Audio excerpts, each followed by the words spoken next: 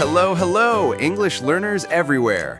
Welcome back to Learning English Podcast, your favorite spot for real-world English. I'm Alex. And I'm Maya. And today, Alex, we're diving into a topic that's, well, totally awesome and a little bit sneaky. Sneaky. Ooh, I like sneaky. Are we talking about secret English ninja moves? Kind of. We're talking about those words native speakers use all the time, the ones that pop up in movies, TV shows, and everyday conversations, but somehow they never quite make it into your textbooks. Ah, the unsung heroes of informal English.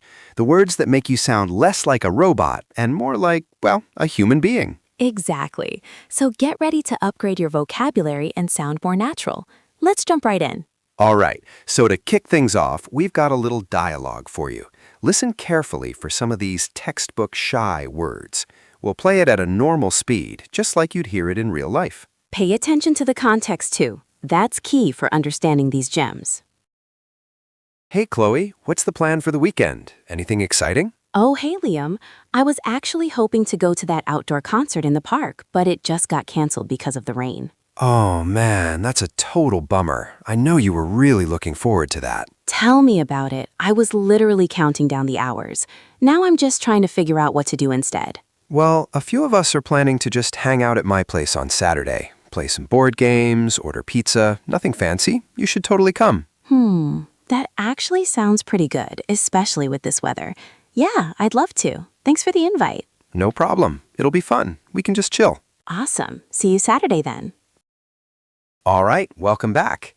How many of those textbook-shy words did you catch? Don't worry if you missed some. That's what we're here for. Let's break down a few of the absolute essentials from that dialogue and beyond. These are words you'll hear all the time. First up, we heard Liam say, "Oh man, that's a total bummer." A bummer, B-U-M-M-E-R, is an informal noun that means a disappointing or unpleasant situation or experience. It's like saying, that's a shame or that's too bad, but with a bit more punch. Exactly. So if your favorite coffee shop runs out of your usual latte, you could say, "Oh, that's a bummer." Or, "It's a real bummer that the concert was canceled." Next, Chloe said, I was literally counting down the hours.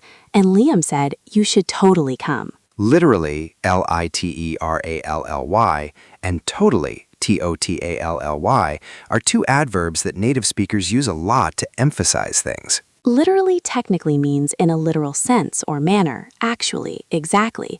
But informally, people often use it just for emphasis, even when they don't mean it literally. Like, I was literally starving. You probably weren't actually starving to death, but you were very hungry. And totally means completely or absolutely. It's a fantastic intensifier. That movie was totally amazing. Or, I totally agree with you. It makes your speech sound more natural and enthusiastic. And finally, Liam invited Chloe to just hang out at my place. To hang out, H-A-N-G-O-U-T, is a super common phrasal verb. It means to spend time relaxing or socializing informally with friends, often without a specific plan. So instead of saying, let's meet up and do something, you can just say, do you want to hang out later? It's casual, friendly, and very widely used. For example, we usually hang out at the coffee shop on Saturdays, or I'm just hanging out at home tonight. Now, for our Fluency Builder segment, we're going to talk about something that will instantly make you sound more like a native speaker: reductions. Reductions are when we shorten or combine words in natural, fast speech. Textbooks often teach you the full, formal versions, but in everyday conversation, we often simplify them. Today, we're focusing on two super common ones, gonna and wanna. Gonna is the reduction of going to. So instead of, I am going to eat dinner, native speakers often say, I'm going to eat dinner. And wanna is the reduction of want to. So, do you want to go to the store becomes, do you want to go to the store? It's not lazy English. It's just how natural speech flows. Try practicing these. I'm going to call you later. Do you want to grab a coffee? It takes a little practice, but once you get the hang of it, you'll notice how much more natural your English sounds. And you'll understand native speakers much better too. All right, Maya, do you have a personal story about one of these informal words? Maybe a time you used one or heard one and it stuck with you? Oh, absolutely. I remember when I first moved to the US, I was still very much in textbook English mode. Someone invited me to hang out, and I literally pictured them hanging from a tree or something. Oh no, the literal interpretation strikes again. Exactly. I was so confused. I politely declined, saying I wasn't really into acrobatics. The person looked at me like I had two heads. It took a friend explaining that hang out just meant chill or spend time together for me to finally get it. That's a classic. It just goes to show how much context and informal usage can change the meaning. And now you're a pro at hanging out. Totally, and I'm gonna make sure our listeners don't make the same mistake. And that brings us to our review section. Let's quickly recap some of the awesome words and tips we covered today. We talked about bummer for a disappointing situation. It's a bummer that the concert was canceled. We also covered literally and totally for emphasis. I was literally starving, and that movie was totally amazing. And the super useful phrasal verb to hang out, meaning to spend time informally.